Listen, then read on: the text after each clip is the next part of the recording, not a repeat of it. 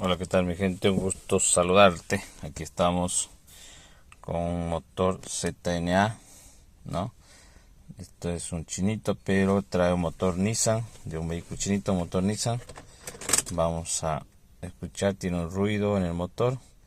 Al parecer es para hacer un reglaje de válvulas, pero vamos a ver.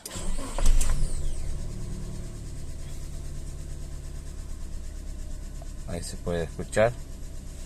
Vamos a ver el ruido.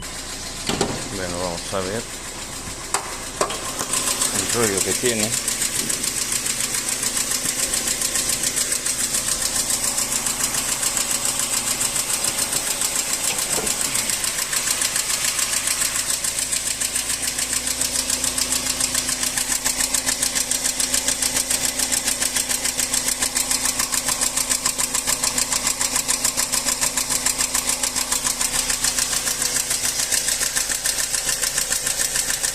Parece el ruido viene por este lado, ¿no? Cilindro 2, el cilindro 3, y eso es un golpe de válvula, ¿no?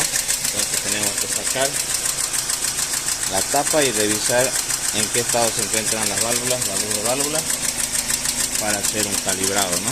Bueno, con esto ya lo dejo hasta que le demos solución y le vamos a mostrar cuál es el problema de ese golpe, ¿no? ¿Escuchen?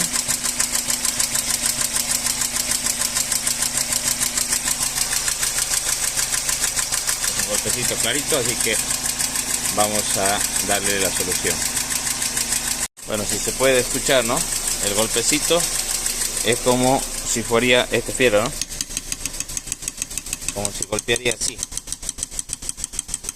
¿no? Si han escuchado, en algunos motores llevan estos tejos, ¿no? Así como lo vemos acá, como vemos este tipo tejos, portatejos, y en algunos no lo llevan, entonces llevan un solo taque, una sola copa, y nosotros tenemos que revisar eso en este motor, ¿no? Vamos a revisarlo bien, cuál es el problema, escuchen, y le vamos a pasar el dato cómo se ha dado solución. Bendiciones y hasta el próximo video. No se olviden seguirnos, que le estaremos pasando la información completa.